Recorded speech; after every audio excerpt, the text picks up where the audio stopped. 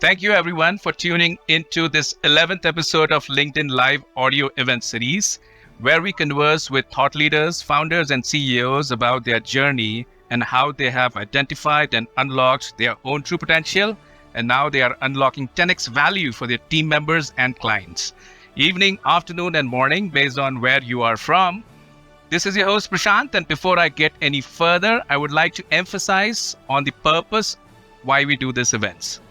We aim to unlock the true potential of folks who are in constrained environments, maybe not able to get enough time to talk or follow their role models, maybe unable to break through their mundane life, which is extremely preoccupied, or maybe the internet buzzwords are creating a lot of friction to harness positive changes and become the 10x version of themselves. Well, no matter what the reason may be, there is value sticking towards the end of this event. And without any further ado, let me introduce you to our today's guest speaker. Who is she? I will talk about that. Her name is Myah Payel Mitra. Myah is a highly rated global keynote speaker, coach, and trainer with 15 plus years of experience in tech and Big Four consulting, and has appeared on various forums, both as a speaker, panelist, as a woman in tech.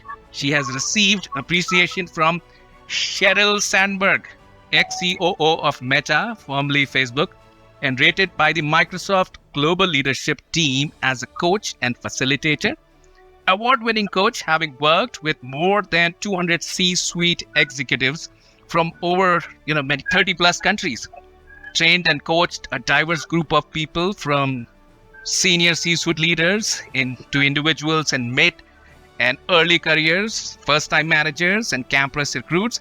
She has transformed 12,000 lives across the globe.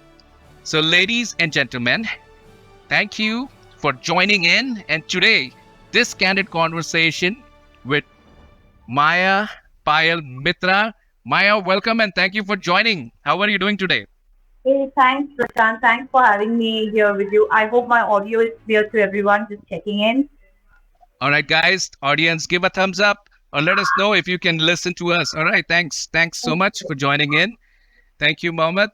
Thanks, everyone. I really appreciate your time and also you engaging. And we are good, Myah. Where are you today? Which city, which part of the world?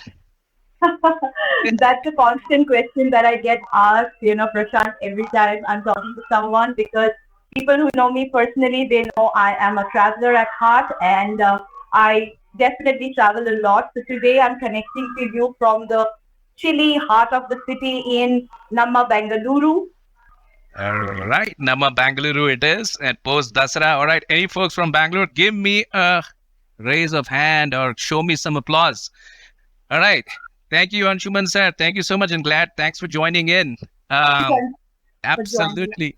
So, okay, so you know what? The topic today is workplace well-being, achieving peak performance and happiness. See, before I get into the topic, Myah, I am curious. Why are you talking about this topic? What makes you talk about this topic? And why are you so passionate about this topic? Like you have taken this as a purpose and objective in your life that this is what you have to solve.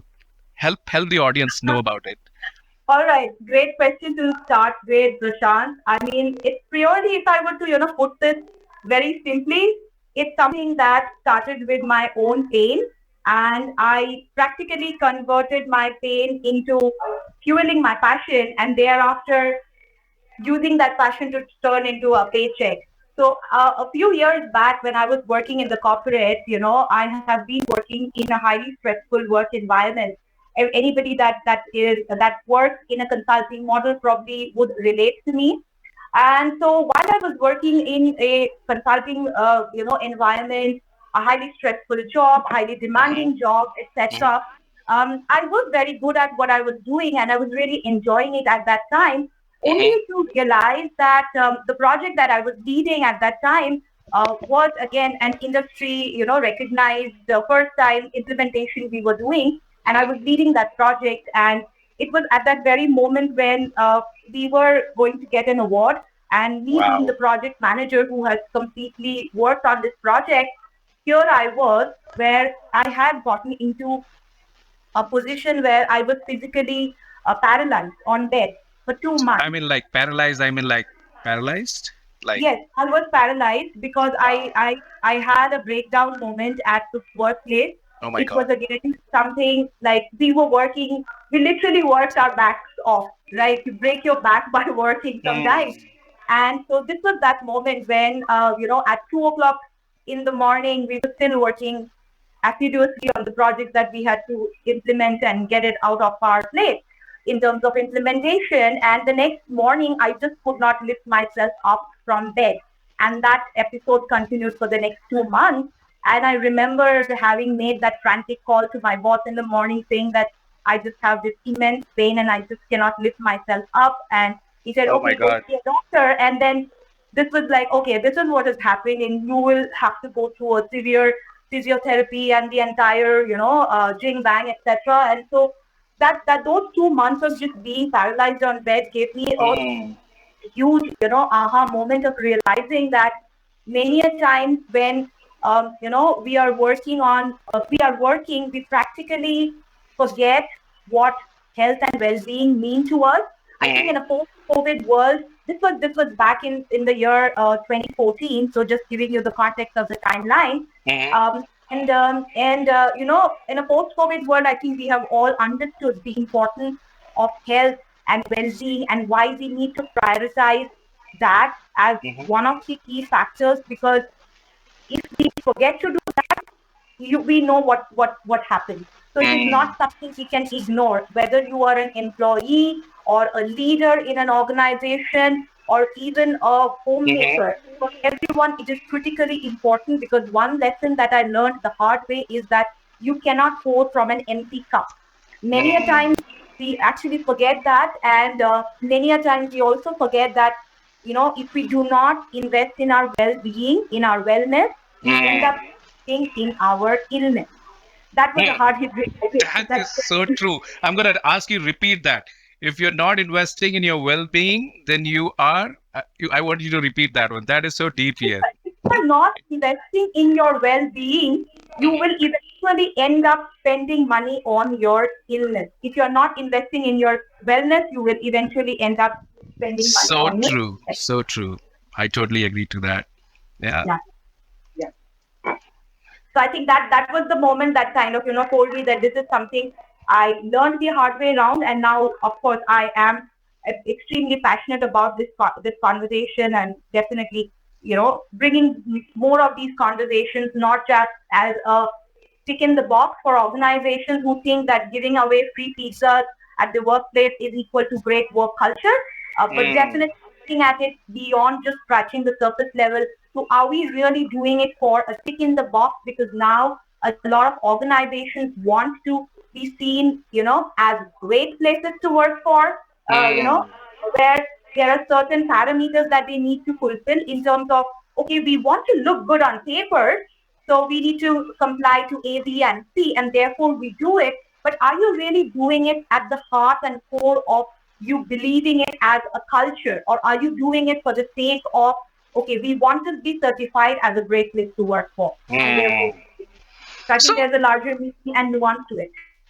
I have so many questions now to ask. How do I sequence my thoughts? Let me take a pause. 5 seconds. 5, 4, 3, 2, 1. Myah, how would a leader, know that the workplace well-being is at a very critical level, or it has gone below a level where we should all be worried about? Like, what are the indicators? Because, we have leaders, functional leaders, HR leaders, then we tell us some tip here, some indicator so that we address it. All right, sure. So, one of the ways to really know that there is something which is probably not working well within the organization is when the great enthusiastic employee suddenly goes silent. That's a great indicator to know there is something that is not working. And so if we actually go back to looking at the data, I'm just going to quote some data here. Sure. Gallup, so this year Gallup State of Global Workplace Report says that 6 out of 10 employees are quite bitter. 6 out of 10. which is a large number. 6 out of 10 are quiet quitters. And who are quiet quitters? Does anybody in the audience know what quiet quitters are? Would anybody want to answer that? Can we ask this of the audience? Absolutely. Folks, raise your hands and I'm going to hand over the microphone to you. All right. We have Chaitanya and Amit. Okay. So I will do Chaitanya. 3, 2, 1. Rashmita. I'm going to put you as well on the microphone so that we have a discussion here, folks. Over to you, folks. So these are people who have put their heart into the work. They have done their best, given the best kind of work and contributions, and then now they see no hope. So because they see no hope, they don't talk. Yes. They just leave. That's a red flag. It's a huge, weighing really high. That's a red flag weighing really high. So I think that's a tentative sign for organizations to really understand that when your most enthusiastic employees have suddenly gone silent, there is something which really needs to be looked at a very deeper level. The other part of the data says that 51% of employees are actively seeking and looking for a job change. 51%. So you hire somebody and they are still looking for a job? Yes, 51% of people are actively looking for a job change. Yeah. And 44% of employees have reported that they have experienced extreme amount of burnout and workplace stress. Wow. Rashmita, you want to add? Sorry. I think we didn't collected input from Rashmita. Please, Rashmita, over to you. Yeah. Thank you so much, Payel. Hi, Prashant. Yeah. Payel, hope you remember me. We worked together in KPMG for the project, one of the project PPL. You were at Mumbai and I was in Bangalore. Wow, I am in Bangalore right now, Rashmita. This is what meeting after 9 years in a different Yeah, absolutely. I'm so excited. I'm talking today with you. So, so as Chaitanya said, I do agree. At certain time, you put your sweat and blood into the project, and because of your effort, it got successful. And out of the outcome, you are getting nothing. You will get blames, and somebody else is going to take the credits. So at that point, you will think, why should I be here where I have no recognition? I'm not going to be praised for what I have done. So in that situation, better rather than speaking, because we all know speaking is not going to help, and we quietly quit the company. That is, so technically quiet quitting is when you are still within the organizational, the system and the structure, but mentally you have already checked out. Mentally you have checked out thinking that there is no hope for me to stick around for this organization for long. So you are actively seeking out for job change, or you probably would be moonlighting, which could be you are also parallelly working on your hobby project and building building your own pet project or your own entire business idea. And the moment you understand that this is the right opportune moment for me to now switch over, transition, that is when people turn around the corner. And this is a phenomenon we have seen happening largely in the last, I think, in the wake of the pandemic. And just to quote very personal, Prashant, over here, is that I see my neighbor, I will not quote the name of the company, but it's a Fortune 500 company. My neighbor who dropped his extremely senior leadership position at the organization that he was working for, and reason being that it was a toxic work culture, and he realized that he dropped it at a time when he does not really have another opportunity at hand. It's like enough is enough. I can't take this anymore. This is not just one example. I know of a very dear close friend of mine who's working as a CMO in another organization, also has down the papers because of a very similar situation. So I think people are coming to that kind of a awakening moment where people are choosing peace over paycheck. Gone are the days when we would really say, you know what, just suck up to it. But right now, I think people want better. They want better quality of life. It is not just about earning a lot of money, but it is the quality of life that is much more important than earning a lot of money and building a bank balance and they are after spending a fortune to actually, service or breaking health, because we all know this adage that health is wealth, and once health is gone, you may have tons of money, but you may not get the kind of treatment or the medical, guidance that probably is available. So we have seen this classically in the COVID times when people had tons of money, but there were probably no oxygen cylinders to service them. that is so true, and that is such a relevant example, which is still fresh in all of our minds. Absolutely. Yeah. And Rashmita, thanks for putting that input here, and thanks, Myah, for that. Folks, you can raise your hands without us asking. Feel free to do that. These sessions are not recorded, so that you are free to ask anything and everything. You don't have to disclose names. So, Chaitanya, you want to add something to it? Yeah. So, I think I resonate with you.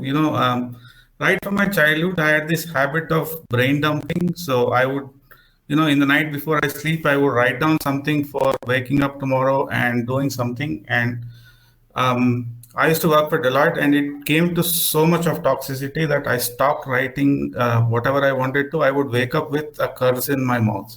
And one morning, my wife pointed out, what the hell is wrong with you? Why are you like this? And that was the day I decided that I'm not going to work. So I sent in a resignation, said, please come and collect my laptop. I'm not coming anymore. It becomes so bad. So I resonate with whatever you say. Interestingly, since you mentioned the name of a company, and we have data that is by the same company, which is basically Deloitte publishes the workplace well-being report. Anybody in the audience aware of it? So I can tell you more about it. Yeah, sure, please go. Sure, Chaitanya, you did. So I started off in the Indian intelligence to start with, and then I would wait for Deloitte's reports as a kid. Probably right out of engineering. I would think that these are some of the best reports, but once I went in, I realized that people on the bench who have nothing else to do with life produce these reports, and they are not really verified data. It can be anything. Yeah. Guys, I would like to intervene here and ask another question to add more color. Guys, the CEO of the organization, the functional head, the HR leaders, they all want that this kind of situation should not happen. They are also working hard for doing that. So, put some pointers in place, how they can get to know about these things. And also in the audience, you can pop out if you have got such kind of situation and you have taken a step to address these kind of situations. Because things may go south, but it's us. We got to stand up and move things towards north. So that's what I would say. So Myah, why don't you help us with some perspective on the other side of the ball as well? Because we got to be achieving peak performance and happiness for sure. I mean, things are going south. We can't take it. What do you want to add? Yeah, so I mean, when you say things are going south, I'm understanding that you mean that you're probably stuck in a place that you do not love or like, and you are trying to you are in between a rock and a hard place. So you're trying to choose in terms of, okay, I probably do not have another say opportunity at hand, but my environment at workplace is really not really it is really is really triggering my declining mental, physical, emotional health. So what you do as an employee? Have I got that question right? Have I got that question right? Is that Yes, exactly. right? And also, how do we let the functional heads know that, because they are invested to make this workplace a better place, because people like you who are passionate about it, people consult you, get to figure out that, hey, something is going not right, help us out. Yeah, that's the other part of it. Yeah, sure. So in fact, very recently I was featured in the Midday and ETHR, now primarily speaking about toxic work culture, where I shared my opinion around the same point that if it costs you your mental health, then it is too expensive. It is too expensive. So at any given point in time, whichever organization, whichever team you're working at, and if for whatever reason it is becoming a triggering point for you to therefore have communication breakdowns, whether at workplace or even otherwise, the truth of the matter is that we spend a large amount of our lifetime working. Hmm. We actually spend almost about 1/3 or even more of our entire lifetime at our workplace. And therefore, it is not something that adds up to our happiness, that adds up to our, mental peace. Inevitable that this will have a, a manifestation in your personal life too. And that will start in terms of the relationships that you have back with your friends, family, and your, and extended, connection. So this is something we cannot really ignore. One of the things that one should do as an employee, and again, this is something which you have to weigh in on your options, given the kind of workplace culture that you have and the kind of, hierarchy that you are a part of. You have to really weigh in your options to try and see, first, if you can bring it up with your immediate supervisor, your boss, your leader, whoever is the person that you can go and have a conversation with in an amicable manner, just bringing this conversation up and putting it out on the table that this is what it is. And if this is something that they are able to address at their level, that's brilliant. But if that does not work out, you could also see if you can bring this up as a conversation to the HR folks within the organization, the people managers within the organization. If that also does not work, and you see that there is clearly a pattern of, say, a particular manager or a particular boss who probably has certain aggressive, behavior at workplace, which therefore puts a lot of other people in the workplace at risk in terms of their mental, emotional health and well-being, then those are the times when you know that this is something as a workplace culture, we probably have made it a norm and we are kind of living with it. Whether we live with it happily or not is another question, but we are kind of living with it. So therefore, that's the point when you have to make the choice. Got it. It is your choice. Because at any given point in time, and this is something I largely talk about all the folks that come to me for personal one-on-one coaching, is that remember, at any given point in time, you are sitting at the driving seat of your life. Do not let anybody else drive you. You are driving. You are at the driving seat of your car. You are in the driving seat of your life. You are. That's right. That's right. I'm just taking it. If you allow somebody else to drive you around, they will drive you crazy. So for sure. Yeah. So Amit has input a question. How's Mumbai, Amit? Yeah, very fine, very fine. I have a question for ma'am. Yeah. This was this was with related to one of the leading private bank. I do not want to name that. I get where you're getting at. Yeah. Yeah. The thing is that those people, their HR policy is so bad and the work culture is so toxic that they are just exploiting their staff, and they just pay you very less, and they just exploit you like it's a exploitation factory, I would say. So in that situation, my wife was working with that bank, but last year she left the job, and she is with me in the. I'm in the wealth advisory business, and she is with me. So I just wanted to know, how do we get rid of this situation? Is it by putting in the paper, or just to face the situation? Thank you. So I think largely it's a matter of workplace culture. So culture is basically mindset at scale. And when we're talking about culture, we're talking about who are the people that set the culture of an organization. Would anybody like to answer that? Anybody in the audience? It is HR department. Well, I would say a yes and a no, but HR does not necessarily set the culture of the organization. Anybody else would like to try? Sure. So every time you put up with some nonsense and may normalize it, you are adding to the culture. So everybody in is contributing to the culture. Yes. So Absolutely. yeah. Wow. Go ahead. So behavior that gets repeated, becomes culture. Wow. And behavior that gets repeated. Wow. Yeah, That is so true. That is so simply explained. Yeah. Because if it is something that, and this is something I can share here, because again, we are not recording any of this.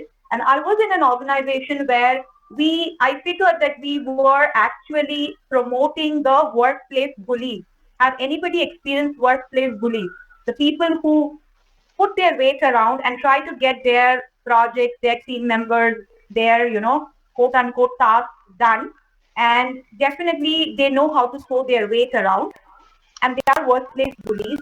And in an organization, when I realized that I was the person who was questioning the status quo, who was bringing this question up many a time with the senior folks and the leadership at the helm, and it was falling into deaf ears, I realized that this was the workplace culture we were rewarding. And we are setting up an example for ourselves that if you can be a bully like this person or these people, then you are going to get promoted, which is what became, therefore, the culture of the organization, because that is how you set precedent. Wow, that is so good. Yeah, absolutely. Behavior that gets repeated becomes culture. I am writing it down as I do whenever I talk to all the guest speakers. These are the takeaways, guys, because most of the times when we're Googling things or the random YouTube video, because of some algorithm pops up in front of your screen, that is different. But here, when we are talking to real people, real life stories, and we are so close here, so it helps simplify a lot of things. Right. So, guys, why don't you give me a round of applause? थोड़ा तो प्यार दिखाओ. कुछ तो है. All right. Thank you so much. Thank you. What else you want to ask, Myah? If not, ask me. Amit, did you get the answer what you were looking for? You want to add? Yeah. I got it. Thank you, ma'am. Thank you, sir. Thank you. Okay. So we spoke about a lot of things now, Myah. Now, what I want to really understand. As a CEO, as a function head, as a CHRO, as a CFO, as a CIO, it should be my prime focus area to make sure the workplace well-being is done right. Give me some 1, 2, 3 points which we can elaborate further. When I go to office, what should I look for? What are the cues that things are going south? I know I asked this question earlier, but I'm just bringing it up again because, maybe quick tips like the one which you said, that behavior that gets repeated becomes culture, something like that. Okay. Yeah, sure. So I think, what we are largely dealing in the wake of the post-pandemic world is the challenges of the remote workplace. Mm-hmm. So the challenges of the remote workplace is definitely different from what we were facing largely before.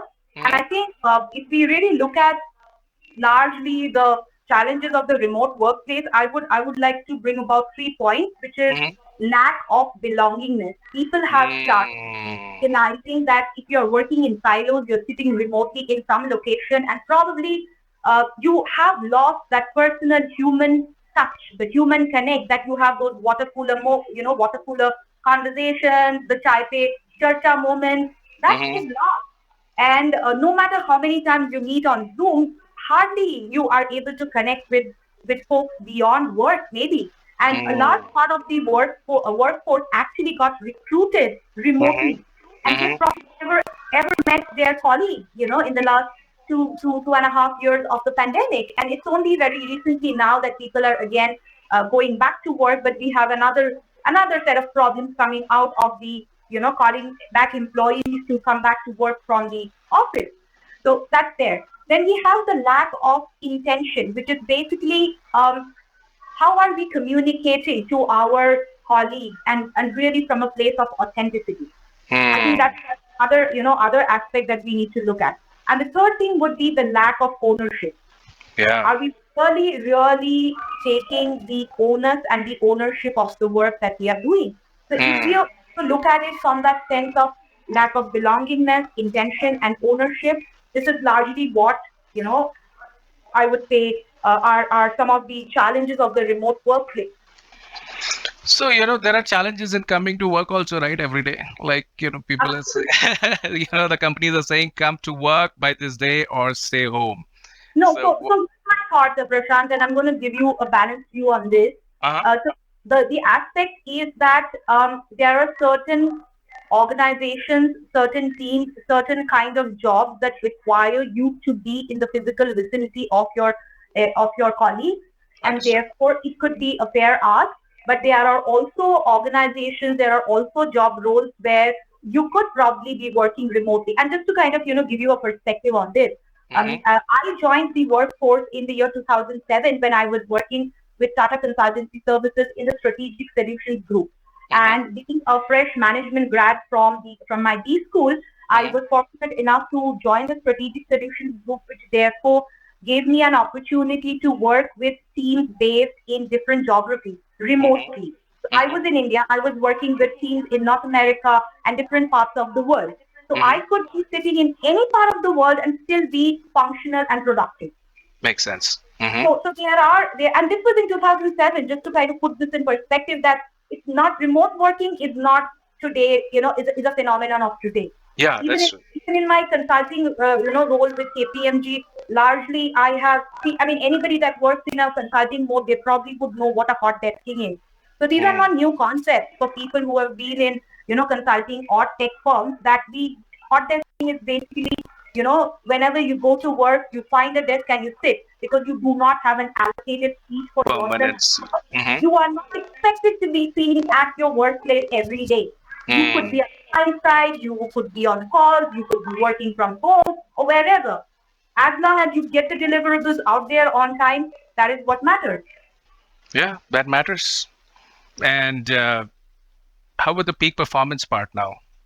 How do we measure it? Like we do. So we have identified few things not working out. We have given some tips on what leaders can do. We have also given some tips for the employees to do. Now, if somebody does all this 1, 2, 3 step, I know it's easier said than done, but then after that, what comes when people start performing? So, if I were to talk about Aon's model of employee engagement, Aon has this beautiful model of employee engagement, which is it's got 3 aspects to it: say, and strive. What is it that employees say about your company?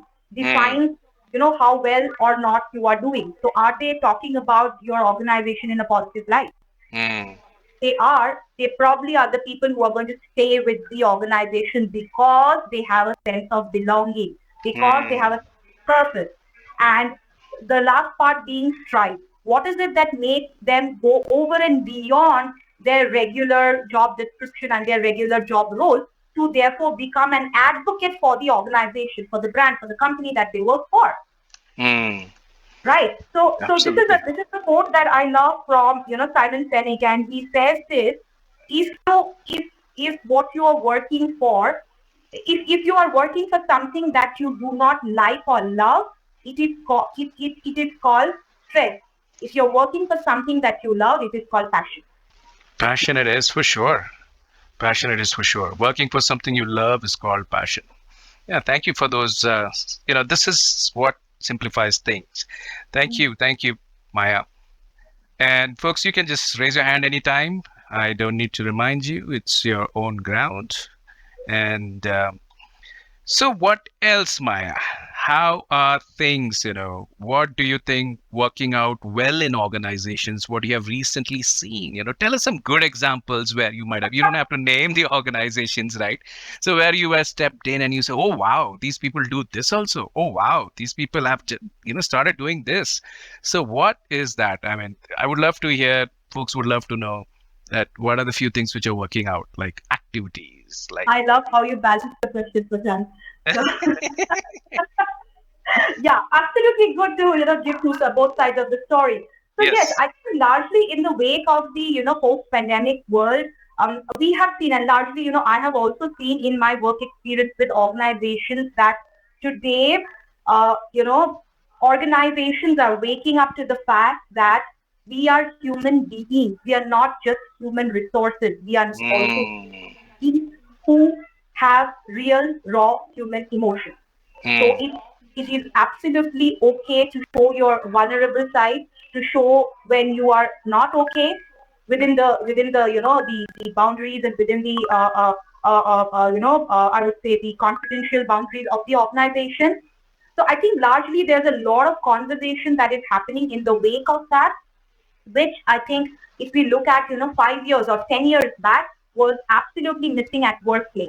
Today we a whole bunch of conversations around diversity and inclusion, around making allies at workplace, LGBTQIA plus, and looking at diversity not only from a gender diversity perspective, but looking at diversity from a neurodiversity, from different life stages kind of a diversity in terms of the intergenerational hope that we have. So I think organizations are really looking at human resources, humans as human, and not just human resources, but human. That is very interesting to kind of begin with. And lastly, because of that, we have also seen the mushrooming of various ERGs, which is employee resource group. So employee resource group within organizations are also the folks that work around creating a lot of engagements and initiatives around employee well-being, employee engagement, diversity, inclusion, basically really looking at things which goes over and beyond the regular job description. So there is a lot of conversation happening around the importance of mental health and why it matters, around sensitizing people, around making allies at workplace, promoting women at work. But again, I think it's an interesting place to look at this conversation here, Prashant, is because in my understanding, a large part of organizations are sitting at either sides of the spectrum, and I'll tell you how and why. But we have a set of organizations who have these ERG groups who are doing a number of sessions around mental health awareness, Zumba day, yoga day karado. So which is like almost like a shall we say checklist kind of thing, like get it done. In many ways, yes. And then which is basically like kind of just the tip of the iceberg by saying, okay, so we are making you more aware. Like you should be aware of why mental health matters. Okay, fine. Now I'm aware. Then the next part that they are doing is they have these EAP programs, which is employee assistance programs, which is basically a number that you can call when you are in a triggered state, or when you are in a state when you need some emotional assistance.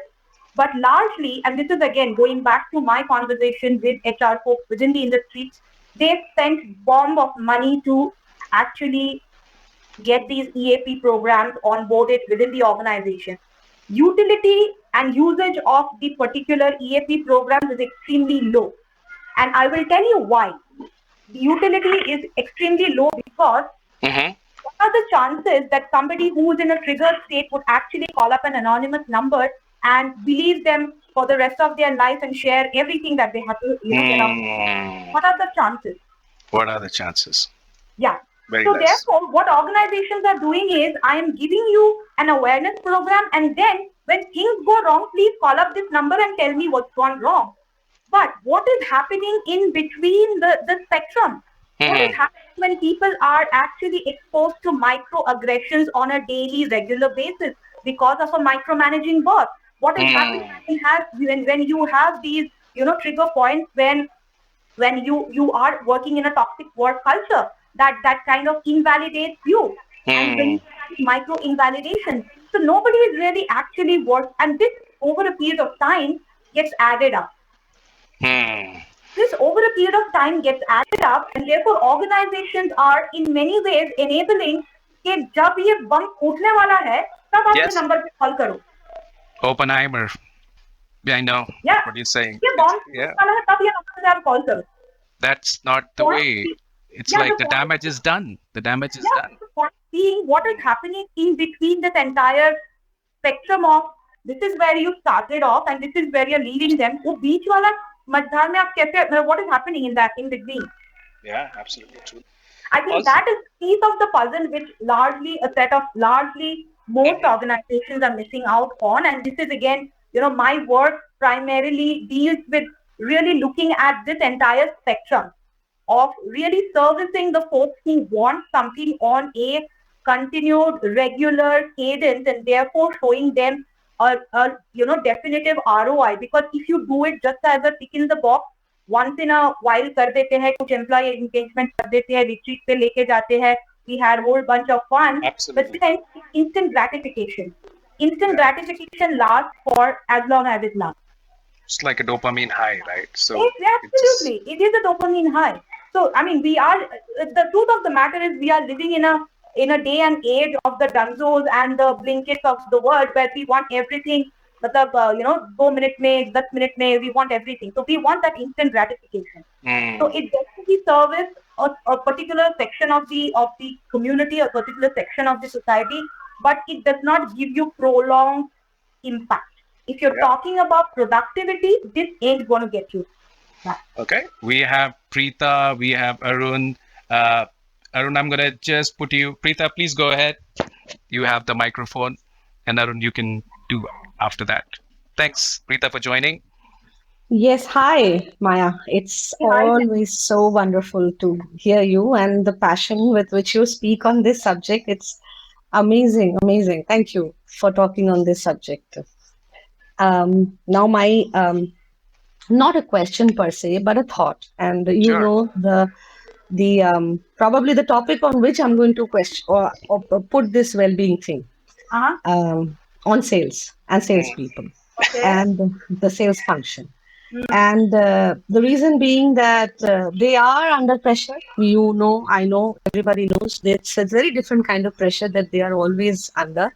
So when we're talking about overall, so from an organization perspective, when we're talking about well-being and happiness and employee engagement, as an expert, do you suggest that when we're looking at the sales function and the sales team, then the strategy, the well-being strategy, the design, and that should be a bit different, and then what probably would happen, or what probably they would be thinking for the overall organization? Should that be the case? And how have you seen any such?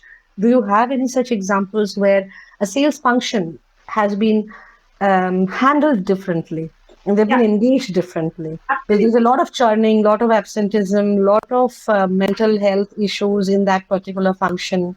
Yes. So, absolutely. And thanks. Brilliant question, Prita. Thank you so much for asking this. In fact, in my experience, yes, I have seen this, because largely I have also, worked with some tech sales functions, where again, the very same thing that you spoke about, sales, working in a sales function also means that you are probably going to be traveling a lot, and therefore, you probably might have a little bit of a stretched timeline in terms of how you are also making yourself available for your family members, making that time out for actually taking care of your personal well-being, and really being able to balance your work and life, finding the harmony. So yes, I think it definitely makes a lot of sense for organizations to look at, well-being for their sales function primarily differently from maybe the other functions, also because this is a much more highly stressful environment for them. They have targets and timelines hanging over their neck all the time. And I think largely working with the sales tech leaders is extremely important. Rita, again, going back to the example of the very private bank we all know of, do not want to name off, where the person who was the supervisor or actually the sales tech leader was literally hurling abuses at people who were not meeting their targets. Right. So I think it goes back to really working with the leaders at the folks to know that, yes, while there are numbers attached and targets attached to it, but at any given point in time, we really want to understand the fact that people stay when they are respected, honored, valued, heard, and seen. Can you repeat that one? Can you please repeat that one? That's a good one. Yeah, so people stay when they are valued, heard, respected, and seen. That's deep, yeah? Yeah.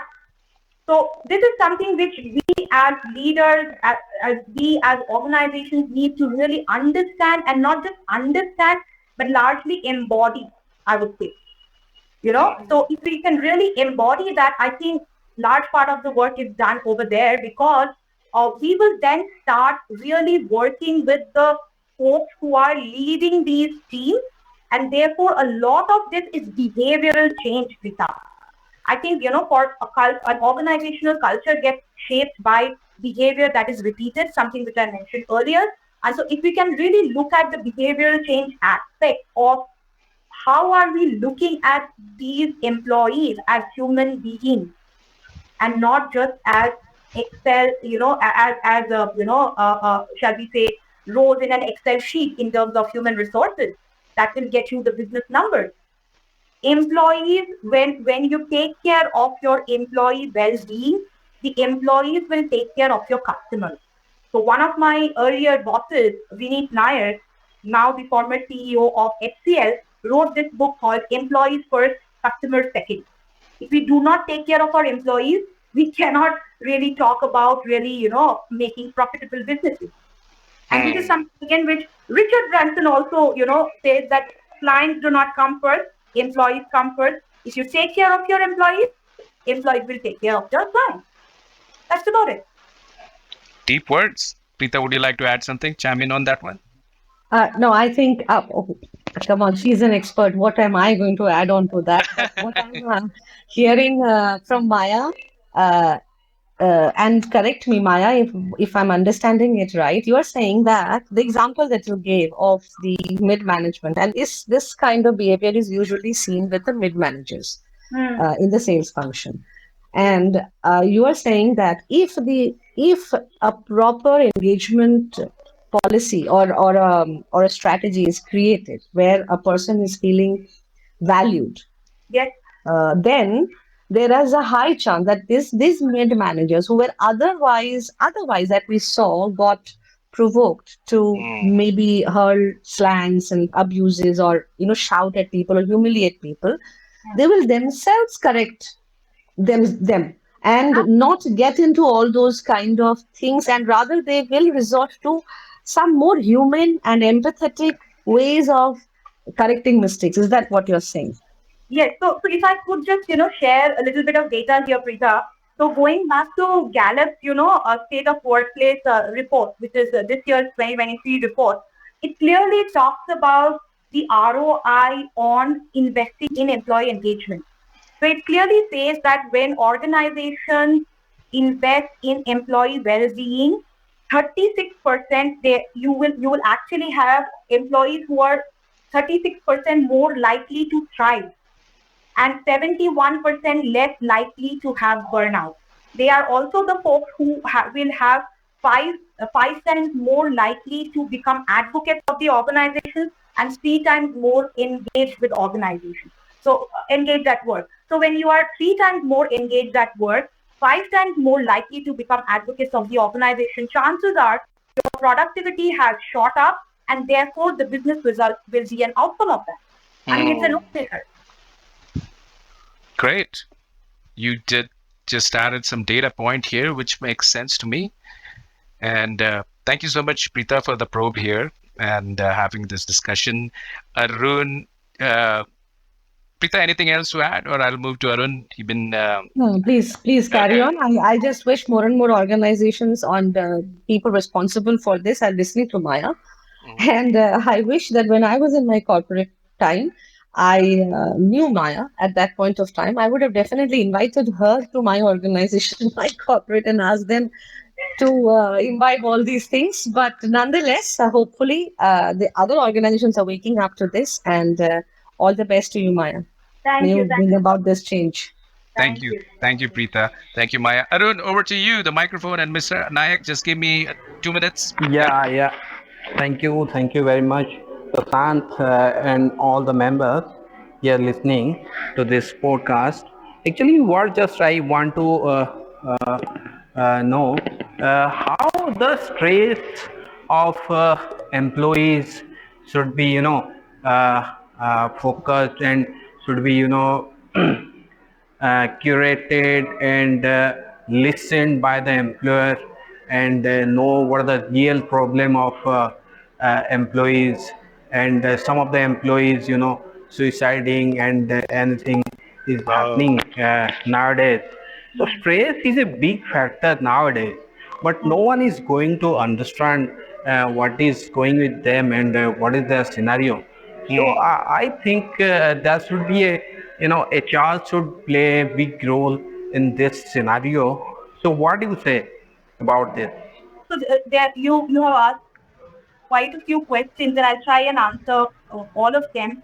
Arun, so just to bring up the statistics and data around stress and how it actually shows up at our workplace. According to the Gallup, recent workplace global workplace state of the workplace report, uh, it says that 44% of employees believe in high amount of Yeah, I think you have some background company there, Maya.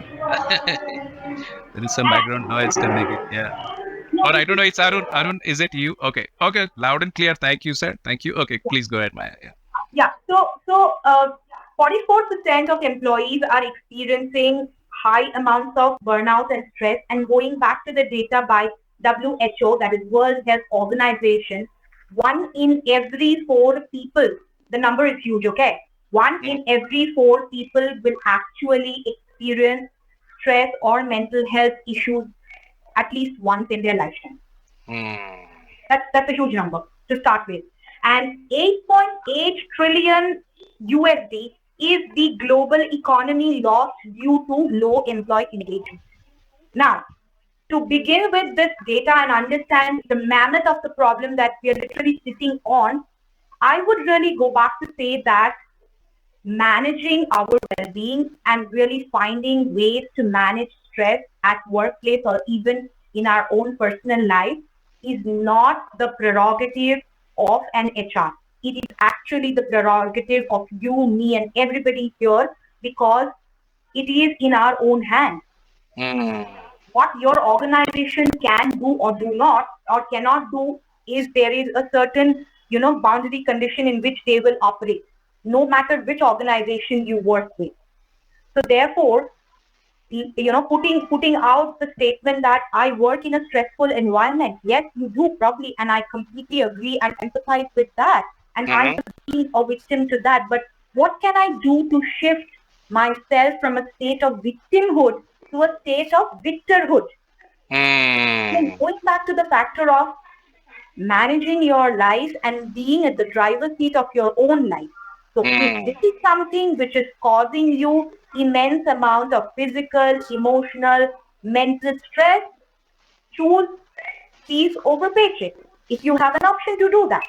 Find ways to make self-care a priority. Find harmony and balance within your life. I mean, there are also organizations who have a great, well laid out workplace well-being plan. But if you as an employee, you are always finding yourself in the midst of chaos, then it is something that you have to find a way to navigate through, right? Guys, and now you know Maya. So don't shy away to ping her as well. No, this is very well said, because this one has to decide, one has to gather the courage, and also be little, finding that me time, putting things together, jotting things down, and then figuring out what is going on. So we have Amit and Chaitanya. I'm going to put both of you on the speaker. Thank you, Arun. Yeah, Amit here. Hi, Amit. Yeah, this is my question to Maya ma'am. Since you said that you were working with the TCS, and TCS is a Tata Group company, see, we all Indians praise and respect Tata Group companies. So what kind of experience do you have with the Tata Group companies, like especially with TCS? Is the work culture toxic or conducive to the staff? Thank you.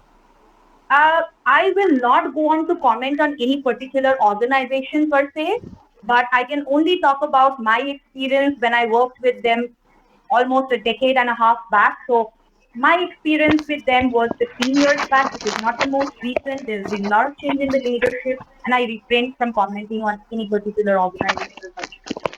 Okay, all right. Thank you, ma'am. That's the right thing to do. Thank you, Amit, for your question, by the way. And Chaitanya, what do you got here? So stress is a universal problem. I think wherever you go, every organization tells you, or you get indicators of stress. So just to give you a stats, again, this is from my personal experience. Most of the time when people complain about stress, it usually is at the top level or not necessarily at the top, but somewhere mid-senior. So try to tap and see what the stress level is really like, and you will realize that most of it is manufactured stress. Oh, yes. Thanks for sharing that. Yes. Guys, decrypt that word for me. Manufactured stress. Please. Let me give you an example. Yes, please. Yes, please. Now, in the company of Myah, I will also try to be very professional instead of speaking my mind. So I did organizational analysis of one of the big companies, the Fortune 100, I should say.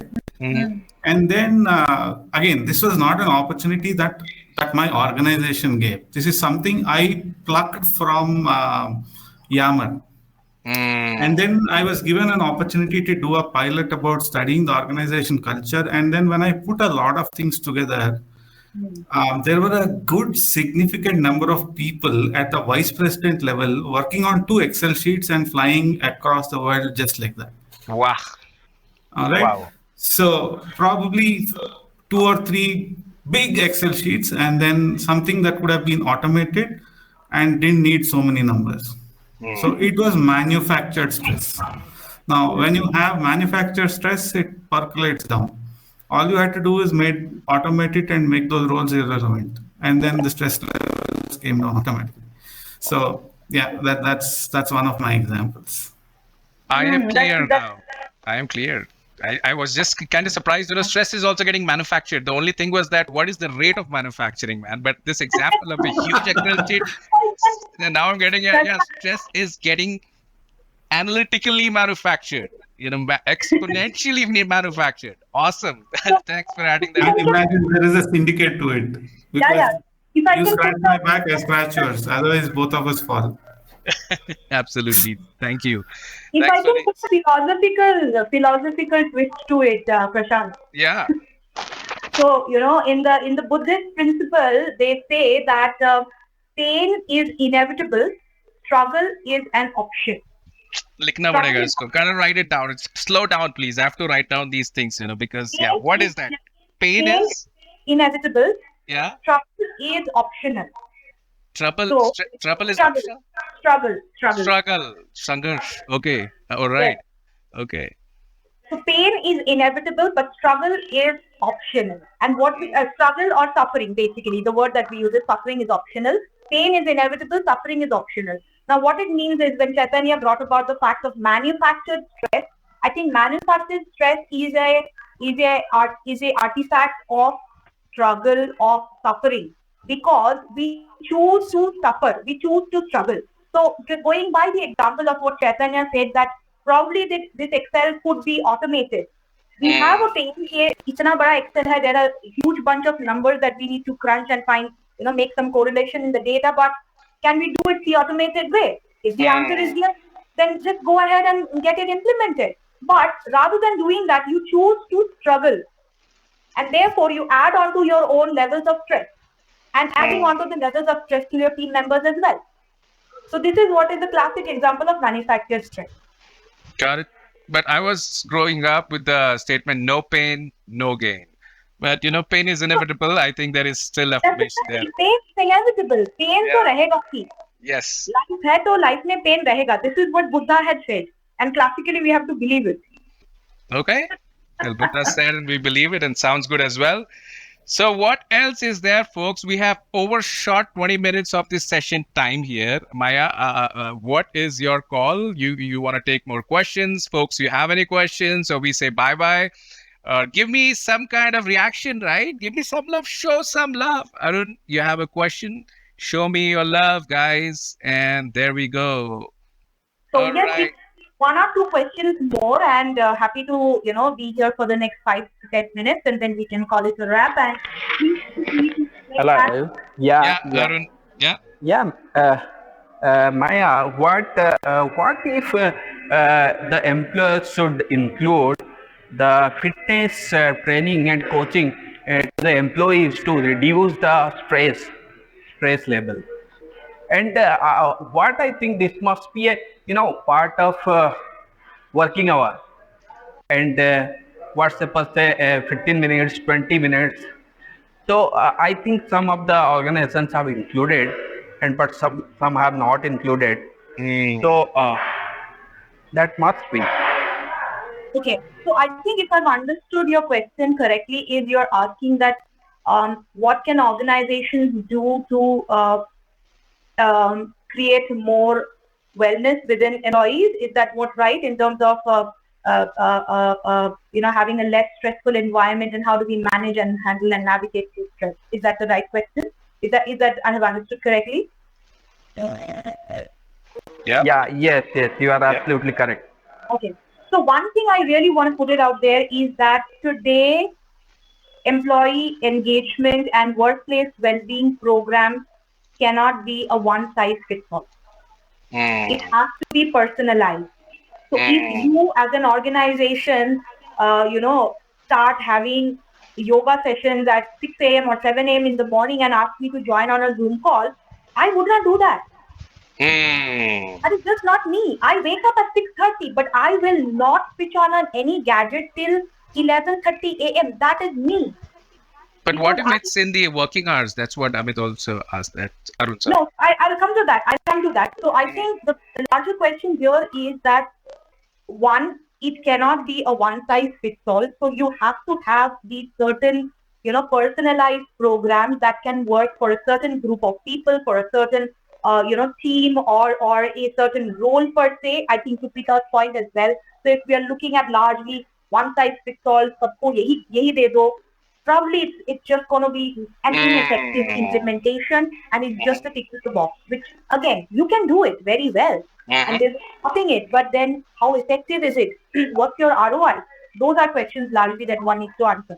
Now, coming back to Arun's question of, okay, if they're having these sessions within the working hours, what was actually the question on working hours? So why can't these employers do this? First thing, should it be there in their? Should they practice something like this? Okay, so I would say that largely depending on our employers for our well-being is a classical recipe for disaster. ठीक है ना? If you just say मेरा employer मेरे को yoga session, Zumba session फलाना के लिए भेजेंगे, जिनका मेंबरशिप देंगे तभी हम जाएंगे, then you are classically setting yourself up for failure. You are at the driving seat. That was the last message you gave. Absolutely. So don't leave the driving seat. Is that what you're connoting to? Yes. Okay. The point being that my organization is not having an employee engagement. My organization is not giving me the Gymka membership. My question is, if you actually go back and look at the data, people who sign up on gym memberships on 1st January or the first week of every year, 98% of that, membership actually do not get utilized.